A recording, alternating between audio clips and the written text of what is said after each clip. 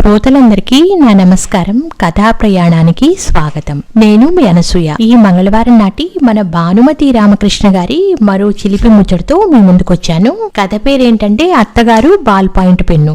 కథలోకి వెళ్ళిపోదాం. కొందరు ఎంతో మంచి హృదయంతో వారు అభిమానించే వారికి ప్రెజెంటేషన్స్ ఇస్తూ ఉంటారు. పుచ్చుకునేవారు వారి అభిమానానికి ఆప్యాయతకి పొంగిపోయి నిండు హృదయంతో పుచ్చుకుంటారు. కానీ ఒక్కోసారి కొందరిచ్చే ప్రెజెంటేషన్స్ ప్రాణాంతకంగా తయారవుతూ ఉంటాయి. ఒకసారి నేను ఒక కల్చరల్ అసోసియేషన్ వారి యానివర్సరీ ఫంక్షన్ కి ప్రిసైడ్ చేయాల్సి వచ్చింది. వారంతా నా అభిమానులు, మద్రాసులో ఉన్న తెలుగు వాళ్ళు. వచ్చి పిలిస్తే రానని చెప్పడానికి చెప్పబుద్ధి కాలేదు.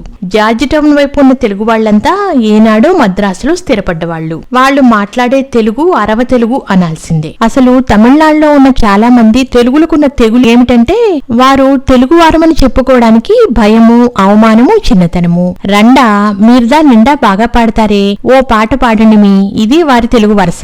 రండా అనే పిలుపు వినగానే ఏమిటోలాగా ఉంటుంది. వారి ఆప్యాయతకు భాషకు సంబంధం లేదు. మాతృభాష అంటే మళ్లీ చచ్చేంత అభిమానం. ఫంక్షన్ అయిపోయింది.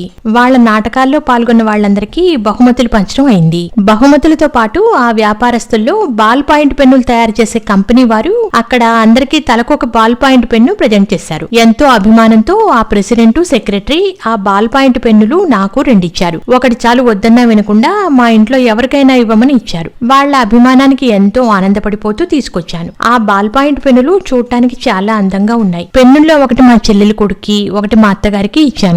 ఆమె ఎవరికైనా ఇచ్చుకోనిమని. మరి నీకో అన్నారామె. నాకు పెన్నుతో రాయడమే అలవాటు కనుక వద్దన్నాను. చూడటానికి చాలా అందంగా ఉన్న ఆ పెన్ను ప్రాణప్రదంగా అట్టే పెట్టుకున్నారు మా అత్తగారు. ఆమె మడిగా పెట్టుకునే తిరుచూర్ణం పెట్టెలో. ఆ బాల్ పాయింట్ పెన్ను మా వంటవాడు అడిగాడు, ఇవ్వనన్నారామె. ఆ మన్నాడే అనుకోకుండా మా అన్న కూతురు పెళ్లి నిశ్చయమైంది. పెళ్లి బట్టలు కొనడానికి మా అత్తగారు, నేను, మా ఆడబిడ్డ, వదిన అంతా బయలుదేరాం. వాడుగ్గా తీసుకుని బట్టల షాప్ కి. వియ్యాల వారికి పెట్టుడు బట్టలు ఎన్నెన్ని పెట్టాలో, ఎన్ని కొనాలో లిస్టు వ్రాసుకోవటానికి నేను నా పెన్ను తీయబోతూ ఉంటే టక్కున మా అత్తగారు నేనిచ్చిన బహుమతి బాల్ పాయింట్ పెన్ను నాకు అందించారు. మందహాసం వెల్లివిరుస్తున్న ముఖంతో. ప్రశ్నార్థకంగా చూస్తున్న నాతో, ఈ పెన్నుతో ప్రాయవే చక్కగా కొత్త పెన్ను, శుభమా అంటూ పెళ్లి బట్టలు కొనబోతున్నాము అన్నారు. ఆమెకి ఇలాంటి విషయాల్లో చాలా పట్టింపులున్నాయి అని నాకు తెలుసు. సరే అని లిస్టు వ్రాసి ఆ బాల్ పాయింట్ పెన్ను, బట్టల జాబితా, కాగితాలు ఆమె చేతికిచ్చాను. బట్టలు చూసే హడావుల్లో అటు ఇటు తిరుగుతున్న నేను. మా అత్తగారి చేతికి ఏదైనా వస్తువిస్తే ఉడుములా పట్టుకుంటారామె. అంత జాగ్రత్త. ఎడం చేతిలో లిస్టు కాగితాలు,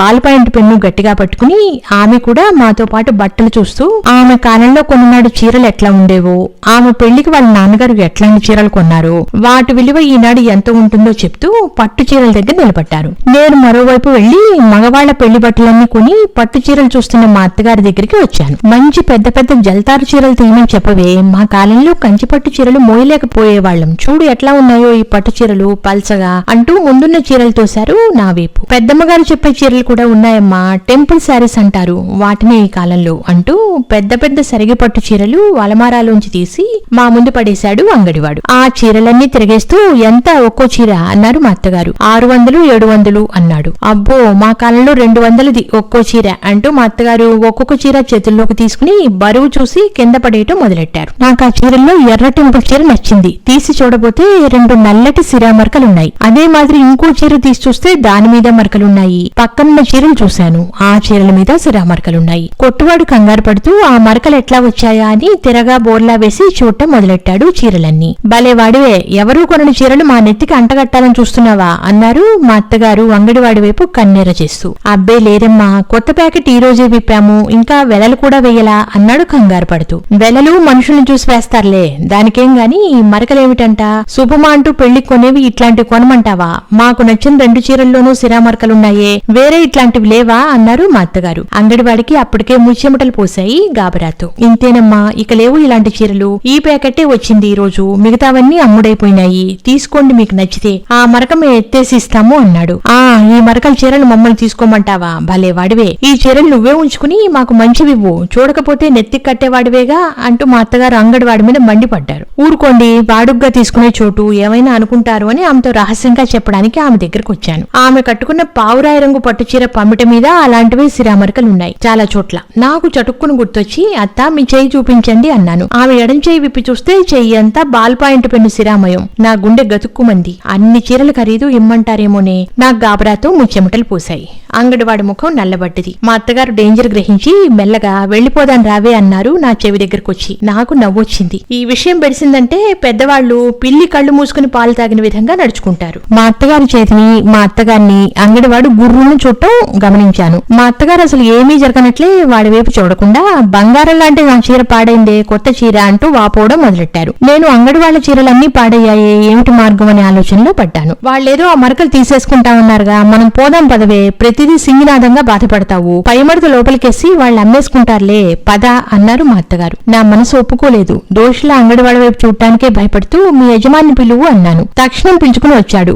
ఆ సిరామరకలైన చీరలన్నీ నేనే కొంటాను అని చెప్పాను. దానికేమమ్మా తీసుకోండి మీ దగ్గరుంటేయే అంటూ ఆ చీరలన్నింటినీ మా పేరు బిల్లు వ్రాయమని చెప్పాడు. అన్ని ఇప్పించి అన్నీ ఒకే రంగులో ఉన్నాయే, ఇంకేమైనా రంగు తీసుకుంటారా అన్నాడు. చాలు, మేమంతా ఒకే రంగులో కట్టాలనుకుంటున్నాం అని చెప్పాను.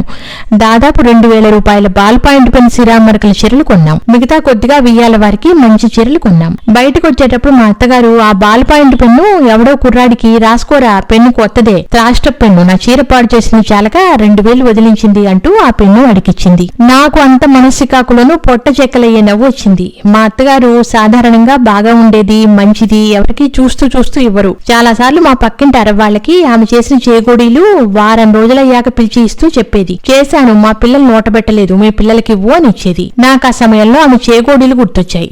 ఆ పిల్లవాడు ఆశగా తీసుకుని అంగట్లోకి వెళ్లబోతున్నాడు. నేను ఆ పెన్ను లాక్కుని పక్కనున్న చెత్త బుట్టలో పడేశా. అదేమిటే, వాడు రాసుకునేవాడిగా అన్నారు. రాసేదానికంటే ముందు లోపల మళ్లీ కొన్ని గుడ్డలు ఖరాబు చేస్తాడు, వెధవ పెన్ను అన్నాను. ఆ పెన్ను ముట్టుకోవడానికి కంపరం కలిగింది నేను. అవునులే, దరిద్ర పెన్ను, ఎంత డబ్బు దండగా అంటూ ఇంటికొచ్చిన దూరం ఆ బాల్ పాయింట్ పెన్నును, అది ప్రెజెంట్ ఇచ్చిన వాళ్లకు తిడుతూనే ఉన్నారు మా అత్తగారు. ఇంటికొస్తూనే మా చెల్లెలు కొడుకు వాడికిచ్చిన బాల్ పాయింట్ పెన్ను నా ముందుకు తీసుకొచ్చి పడేసి, చూడమ్మా వెధవ పెన్ను, నేను పండక్కి కొనుక్కున్న కొత్త షర్ట్ అంతా సిరామరకలు చేసింది అంటూ షర్టు చూపించాడు. రోలొచ్చి మధ్యలతో మరబెట్టుకున్నట్టుందిరా నీ గొడవ, నీ బోర్డు షర్టు పోతే పోయిందిలే, మా గతి చూడు, 2000 పెట్టి సిరామరకల చీరలు కొనుక్కొచ్చాం. అయినా ఆ సన్యాసులు మూతలేని ఇట్లాంటి బోర్డు పాయింట్ పెన్నులు ఎందుకు ఇవ్వాలంట అంటూ రుసరుసలాడుతూ వంటింటి వైపు వెళ్లారు మా అత్తగారు. మా అన్నయ్య కూతురు పెళ్లికి మేము కొన్ని సిరామరకల చీరలు వరుసగా అంతా కట్టుకున్నాం. వియ్యాల వారు మా చీరలు, వాటి మీద సిరామరకలు చూసి, ఈ మరకలు అసలు నేతలోనే కొత్త డిజైన్ గా వేశారా అని అడిగారు ఆశ్చర్యపడుతూ. అవునండి, ఇది ఒక కొత్త రకం డిజైన్ అని చెప్పారు కొట్టు వాళ్ళు, అందుకే కొన్నాము అన్నాను.